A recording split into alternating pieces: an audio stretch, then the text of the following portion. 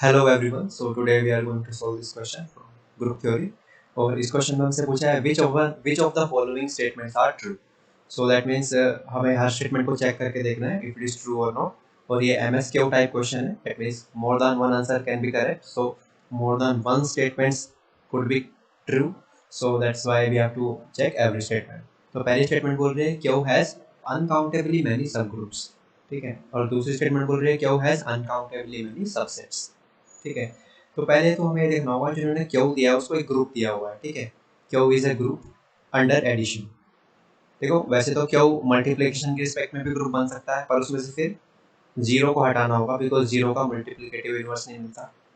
तो ऐसा कुछ हो जाएगा लेकिन इन्होंने कुछ ऐसा बोला नहीं है तो Q is a group under addition हम लेके चलेंगे. ठीक है. Then Q has uncountably many subgroups. Q has uncountably many subsets. तो पहले सबसेट्स की बात कर लेते हैं बिकॉज सबसेट्स थोड़ी इजी टर्म है सब ग्रुप्स के रिस्पेक्ट में. तो सबसेट्स की अगर हम बात करें Q has uncountably many subsets. तो देखो अगर हम क्यू का पावर सेट लें पावर सेट ऑफ क्यू लें. ठीक है. अगर पावर सेट ऑफ क्यू का से क्या मतलब है क्योंकि जितने भी सबसेट्स हो सकते हैं वो सारे के सारे यहाँ इकट्ठा हो गए. ठीक है. क्यू के जितने भी सबसेट्स हो सकते हैं उनका हमने एक सेट बना लिया that is the power set of Q. अब अगर पावर सेट काउंटेबल हो जाता है. ठीक है. और क्यू ऑलरेडी काउंटेबल है तो इसका मतलब सेट और पावर सेट में एक बाइजेक्शन एग्जिस्ट कर जाएगी क्योंकि दो काउंटेबल सेट अगर होते हैं तो उनके बीच में एक बाइजेक्शन एग्जिस्ट करती है. लेकिन एक थ्योरम है एक रिजल्ट है कि पावर सेट और सेट के बीच में कभी भी बाइजेक्शन एग्जिस्ट नहीं कर सकती. पावर सेट की कार्डिनलिटी हमेशा बड़ी होती है सेट से चाहे वो कोई भी सेट हो. ठीक है. तो इसका मतलब पावर सेट ऑफ क्यू जो है वो काउंटेबल हो ही नहीं सकता और power set of Q countable नहीं हो सकता. इसका मतलब नंबर ऑफ सबसेट्स जो हैं क्यू के उनका एक सेट बनाए तो वो काउंटेबल नहीं होंगे बल्कि अनकाउंटेबल ही होंगे. ठीक है. तो इस वजह से ऑप्शन बी हम डायरेक्टली बोल सकते हैं ट्रू. ठीक है. तो यहाँ से हम बोल देते हैं ऑप्शन बी इज ट्रू. अब बात करते हैं कि क्या सब ग्रुप जो है वो भी अनकाउंटेबल ही होंगे या फिर सब ग्रुप काउंटेबल हो सकते हैं. सबसेट्स तो अनकाउंटेबल है पर क्या सब ग्रुप भी अनकाउंटेबल है. अच्छा उसके लिए हम क्या करेंगे हम शो करेंगे कि हाँ सब ग्रुप भी अनकाउंटेबल है. हम अनकाउंटेबल सब ग्रुप्स जनरेट करके दिखाएंगे क्यों के कि देखो यहाँ पे अनकाउंटेबल सब ग्रुप्स एग्जिस्ट कर रहे हैं. ठीक है. तो पहले हम क्या करते हैं एक सबसेट ले लेते हैं क्यू का. ठीक है. क्यू का एक सबसेट ले लिया. इस सबसेट में हमने क्या किया 1/p टाइप के एलिमेंट्स ले लिए where p is prime. p is a prime number. ठीक है. अब देखो क्यू में तो ऐसे एलिमेंट होते हैं p बाई क्यू फॉर्म के तो इस टाइप के एलिमेंट्स तो होंगे ही क्यू में. अब p प्राइम लिया है यानी कि a में अब कैसे एलिमेंट आ गए 1/2 है ना 1/3 1/5 1/7 इस टाइप के जिनके डिवाइड में प्राइम आता है उस टाइप के एलिमेंट्स a में चले गए. अब हम ये शो करेंगे कि अगर कोई भी ठीक है पावर मान लो पावर सेट ऑफ ए ले लिया हमने. अब कोई भी अगर दो अलग अलग एलिमेंट ले रहा हूँ मैं पावर सेट ऑफ ए के दैट मीन्स कोई बी ले रहा हूँ और कोई सी ले रहा हूँ पावर सेट ऑफ ए में से. ठीक है. और बी और सी क्या है असल में ए के सबसेट है. बी और सी ए के सबसेट है. ठीक है. और बी भी ए का सबसेट है सी भी ए का सबसेट है तो बी और सी कहाँ चले गए पावर सेट ऑफ ए में चले गए. ठीक है. तो अब एक बात बताओ ए तो काउंटेबल होगा क्योंकि काउंटेबल का सबसेट है तो काउंटेबल तो होगा ही. ठीक है. लेकिन इनफाइनेटली काउंटेबल होगा है ना. तो power set of A countable हो सकता है क्या क्योंकि अगर पावर सेट ऑफ ए भी काउंटेबल हो गया तो फिर तो वही हो जाएगा बाइजेक्शन एग्जिस्ट कर जाएगी ए और पावर सेट ऑफ ए में. तो इसका मतलब पावर सेट ऑफ ए को अनकाउंटेबल होना पड़ेगा. इसका मतलब जो पावर सेट ऑफ ए है वो अनकाउंटेबल होगा. ठीक है. तो इसका मतलब ये जो बी और सी एलिमेंट आ रहे हैं एक अनकाउंटेबल सेट में से आ रहे हैं. ठीक है. अब बी और सी इस तरह से लिए कि बी नॉट इक्वल टू सी है अलग अलग दो डिस्टिंक्ट सबसेट लिए हैं. ठीक है. अब हम अगर ये शो कर दें कि बी के द्वारा जो सब ग्रुप जनरेट होगा और सी के द्वारा जो सब ग्रुप जनरेट होगा वो अलग अलग आएगा यानी कि पावर सेट ऑफ ए के हर एक एलिमेंट के लिए मेरे पास एक अलग सब ग्रुप है और पावर सेट ऑफ ए में क्या है अनकाउंटेबल एलिमेंट्स हैं. तो इसका मतलब अनकाउंटेबल सब ग्रुप्स एग्जिस्ट कर जाएंगे अगर मैं ये दिखा दूं कि पावर सेट ऑफ ए के हर एक एलिमेंट से मैं एक अलग सब ग्रुप बना सकता हूँ। ठीक है, तो अब हमें सिर्फ ये शो करना है कि बी के द्वारा जो सब ग्रुप जनरेट होगा और सी के द्वारा जो सब ग्रुप जनरेट होगा वो अलग अलग होंगे। ठीक है, that is our final thing. तो अब जो बी के द्वारा जो सब ग्रुप जनरेट होगा, ठीक है, पहली बात तो देखो बी और सी हमने बोला कि इक्वल नहीं है, यानी कि बी में कोई ऐसा एलिमेंट है जो सी में नहीं है, ठीक है, या फिर सी में कोई ऐसा एलिमेंट है जो बी में नहीं है। विदाउट लॉसिंग जनरलिटी हम मान लेते हैं कि लेट्स से 1/p कोई एलिमेंट है जो बी में तो जा रहा है लेकिन सी में नहीं जा रहा। ठीक है, अब हमें शो क्या करना है, देखो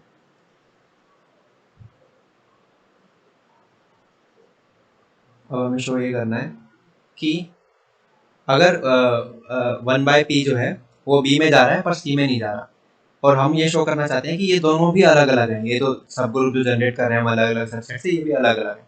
तो अगर हम ये शो कर दें कि 1/p सब ग्रुप जनरेटेड बाय सी में भी नहीं जाता, इसमें भी नहीं जा रहा, तो इसका लेकिन 1/p इसमें तो जा रहा है ना, क्योंकि इसका तो बी का तो एलिमेंट है तो इसमें तो जाएगा ही, सब ग्रुप जनरेटेड बाय बी में तो जाएगा ही। तो इससे क्या प्रूफ हो जाएगा कि इससे ये प्रूफ हो जाएगा कि बी और सी के द्वारा जो सब ग्रुप जनरेट किए गए थे वो अलग अलग हैं, वो सेम नहीं है।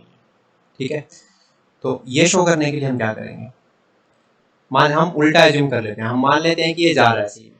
ठीक है, हम मान लेते हैं कि ये सी में जा रहा है। ठीक है, अब ये सी में जा रहा है और सी को हम मान लेते हैं सी कुछ इस टाइप का है, सी इज सेट 1/p1 1/p2, ऐसा कोई सबसेट है 1/, ऐसा कुछ होगा। ठीक है ना, 1/p1 1/p2 समथिंग ऐसा कुछ होगा, क्योंकि ये एक का सबसेट है ना। तो अगर 1/p सी में जा रहा है, इसका मतलब 1/p should be equals to 1/p1 power n1।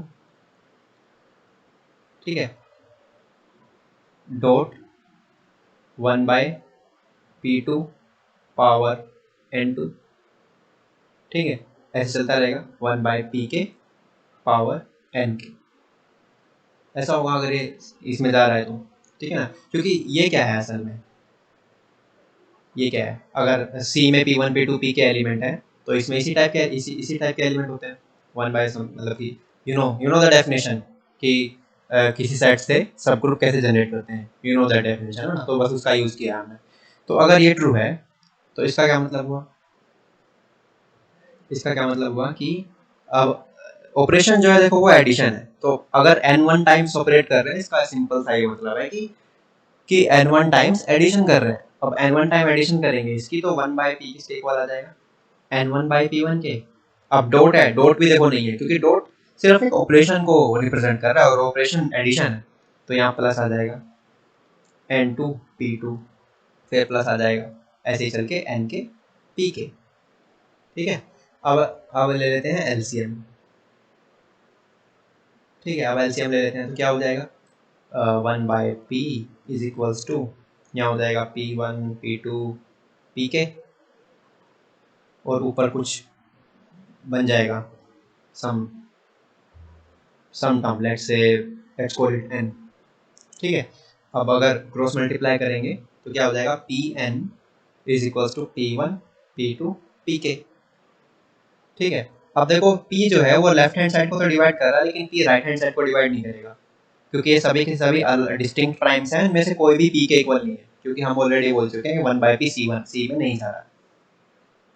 ठीक है, और ये 1/p1 1/p2 ये सारे क्या थे, c के एलिमेंट थे। ठीक है, तो इसका मतलब p इसको लेफ्ट हैंड साइड को डिवाइड कर रहा है, राइट हैंड साइड को p डिवाइड नहीं कर रहा, तो ये तो कंट्राडिक्शन है। कंट्राडिक्शन है इसका मतलब जो हमने अजम्पशन ली थी, कि 1/p, क्या अजम्पशन ली थी कि 1/p जो है वो इसमें जा रहा है, ये गलत अजम्पशन थी। इसका मतलब सब ग्रुप generated by b and c अलग अलग है। ठीक है, जो बी सब ग्रुप जनरेट कर रहा है, जो सी सब ग्रुप जनरेट कर रहा है, वो अलग अलग सब ग्रुप हैं। ठीक है, तो इसका क्या मतलब हुआ कि जो हमने ए लिया था, एक बार फिर से रिवाइज कर लेते हैं। हमने पहले एक ए लिया था इनफाइनाइटली काउंटेबल, फिर पावर सेट ऑफ ए लिया था, फिर हमने बोला कि power of set of A uncountable है और इसके हर एक एलिमेंट के द्वारा जनरेट किया गया सब ग्रुप अलग है। इसका मतलब अनकाउंटेबली मैनी सब ग्रुप जनरेट्स हो सकते हैं। ठीक है, इसका मतलब क्यू हैज अनकाउंटेबली मैनी सब ग्रुप्स। ओके, तो ए भी ट्रू हो गया, बी भी ट्रू हो गया। अब फाइनली सी की बात कर लेते हैं। एवरी फाइनाइटली जनरेटेड सब group of Q is cyclic. Finitely generated का क्या मतलब है? यही तो मतलब है कि अगर कोई मैं फाइनाइट सेट ले रहा हूँ क्यू का और फिर उससे एक सब ग्रुप जनरेट कर रहा हूँ तो वो साइक्लिक होगा। ये बोल रहे हैं, ये स्टेटमेंट ये बोल रही है कि कोई भी फाइनाइट सेट लेता हूँ फिर उससे मैं एक सब ग्रुप जनरेट करता हूँ तो वो एक साइक्लिक होगा। ये ट्रू है या फॉल्स ये हमें देखना। ठीक है, तो कोई अब हमने ए ले लिया, अब ए कैसा होगा? क्यू का सबसेट है तो फाइनाइट सेट भी है। ठीक है ना, तो P1 Q1 comma sorry P2 Q2 ऐसे चलता रहेगा, PK QK ऐसा चलेगा। तो ए ये हो गया हमारा। ठीक है, ये ए हो गया। अब ए के द्वारा जनरेट किया गया सब ग्रुप कैसा होगा? वो ऐसा होगा P1 Q1, एक मिनट, ये ए ले लिया। अब ए के द्वारा जनरेट किया गया सब ग्रुप कैसा होगा? P1 Q1 पावर, एक मिनट, पावर N1। अब देखो पावर N1 का क्या मतलब है? पावर N1 नहीं है यहाँ पे, ये इसका मतलब है कि N1 टाइम्स ऑपरेट करना है और ऑपरेशन क्या है? एडिशन, तो इसका मतलब N1 टाइम्स ऐड करना है। ठीक है, चलो प्लस, अब यहाँ पे भी डॉट आता है लेकिन मैं प्लस लगा रहा हूँ क्योंकि ऑपरेशन ही प्लस है। यहाँ हो जाएगा P2 Q2 P2 by Q2 divide by N2, ऐसे चलता रहेगा PK NK PK QK divide by NK। ठीक है, where N1 N2 NK are belongs to integers. लो भाई ऐसा होगा ये। ठीक है, तो इसका जनरल एलिमेंट अगर मैं लिखना चाहूँ तो कैसा होगा? इसको अगर हम थोड़ा और इलेबोरेट करें तो ये क्या हो रहा है? ये तो N1 P1 divide by Q1 हो रहा है। इसको अगर N1 टाइम्स ऐड करूँगा तो plus N2 P2 divide by Q2 plus so on NK PK divide by QK, ऐसा हो गया। Where this N1 N2 so on belongs to Z। ठीक है, ऐसा हो गया। अब अगर इसका एलसीएम ले लें तो नीचे क्या बन जाएगा? Q1 Q2 Q3 ऐसा बन जाएगा, Q1 Q2 QK, और ऊपर क्या बन गया? ऊपर कुछ टर्म बनेगी, लेट से उसको हम बोल देते हैं n। ठीक है, और उस n जो n वो होगा वो N1 N2 N के इनके टर्म्स में होगा। तो जो a हमारा बन रहा है वो ऐसा बन रहा है is equals to such that this where this N1 N2 belongs to Z। ठीक है ना, ऐसा बन गया। इस टाइप के एलिमेंट्स हैं such that this is happening। और ये n क्या है? n जो ऊपर आएगा इसका लेने के बाद है ना। अगर अब इसको देखें हम तो इसको हम क्या लिख सकते हैं? इसको तो हम लिख सकते हैं यहाँ पे 1 लिख सकते हैं और यहाँ पावर n कर सकते हैं क्योंकि n टाइम्स ऑपरेट ही तो करना है। तो इससे हमें पता चल रहा है कि ये तो किसी एक एलिमेंट की ही पावर में लिखा जा रहा है। एक एलिमेंट की पावर में लिखा जा रहा है, हर एक एलिमेंट इसका हर एक एलिमेंट एक किसी स्पेसिफिक एलिमेंट की पावर में लिखा जा रहा है। इसका मतलब क्या है? इसका मतलब ये साइक्लिक है ना, और ये इसका जनरेटर है। तो इससे क्या पता चला कि कोई भी फाइनाइटली जनरेटेड सब ग्रुप जो लेंगे क्या होगा? वो साइक्लिक होगा, क्योंकि हमने तो जनरल लिया था, हमने कोई स्पेसिफिक थोड़ी ना लिया था। तो इसीलिए सी भी करेक्ट होगा।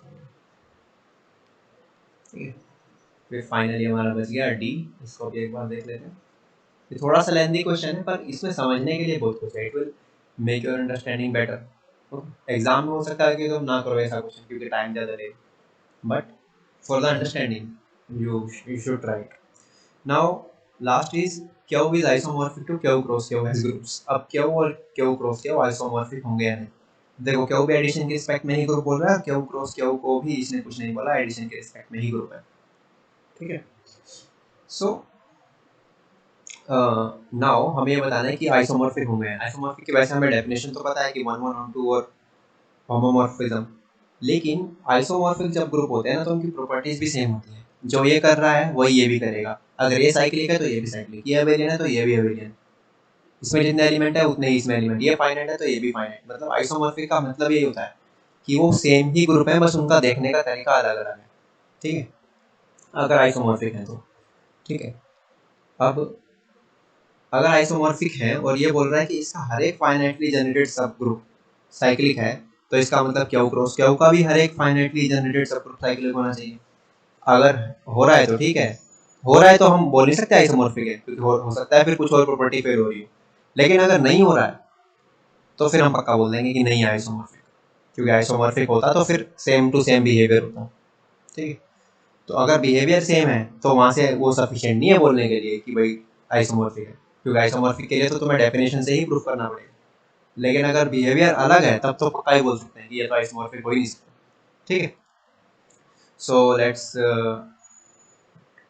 Take a finite subset of this. इसका कोई फाइनाइट सबसेट ले लेते हैं, 1 0 0 1।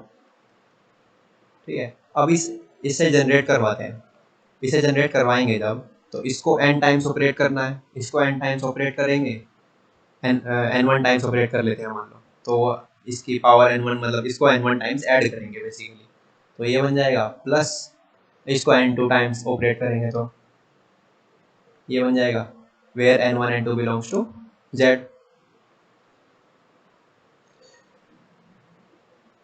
ये हो गया, इसको करेंगे ऐड थोड़ा सा तो ये बन जाएगा simply n1 n2 n1 n2 where n1 n2 belongs to z।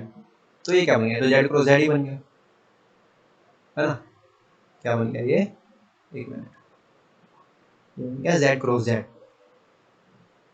अब क्या z क्रॉस z साइक्लिक होता है, z क्रॉस z साइक्लिक नहीं होता, क्योंकि z क्रॉस z के हर एक एलिमेंट को तुम किसी एक एलिमेंट की पावर में लिख सकते हो।